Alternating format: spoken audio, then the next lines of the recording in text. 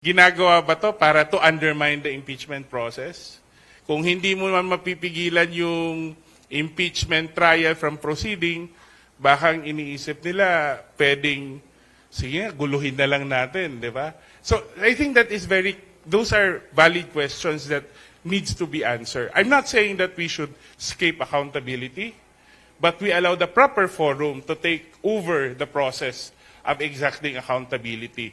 Kasi kung sa Senado rin lang naman, may senador din kasi na kasama sa mga inaakusahan.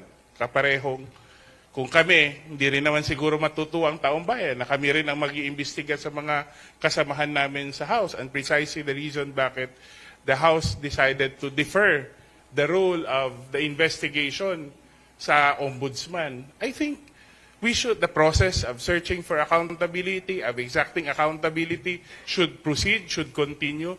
Pero ang tanong ko dapat it should be on the basis of evidence, it should be on the basis of the rule of law, and it should not be used as a mechanism to deflect attention from the ongoing impeachment trial. Because in the end, accountability din yun eh.